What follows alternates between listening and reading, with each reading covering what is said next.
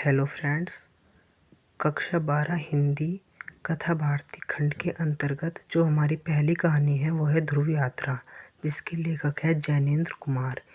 यह एक मनोवैज्ञानिक और मार्मिक कहानी है।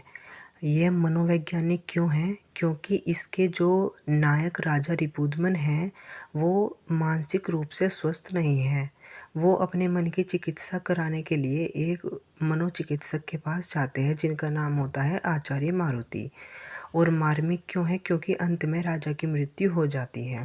देखिए, इस कहानी के मुख्य 3 पात्र हैं। पहला है राजा रिपुदमन, ये इस कहानी के नायक है।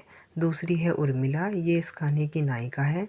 तीसरे है आचार्य मारुति, ये इस कहानी के मनोचिकित्सक हैं। सबसे पहले अगर हम उद्देश्य लिखेंगे 5 नंबर में आता है, तो परिचय हम कैसे डालेंगे कि ध्रुव यात्रा कहानी मनोवैज्ञानिक और मार्मिक कहानी है, जिसमें एक ऐसे आदर्श प्रेम को दिखाया गया है जो त्याग और समर्पण से ही आदर्श प्रेम को प्राप्त करता है।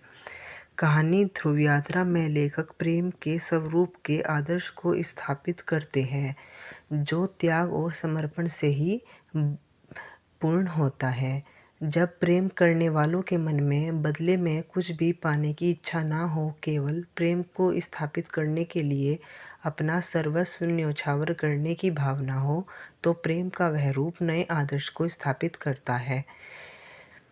कहानी में राजा रिपुदमन अति महत्वाकांक्षी है, जो व्यक्तिगत प्रेम को छोड़कर कोई बड़ा कार्य करके समाज में यश प्राप्त करना चाहते हैं।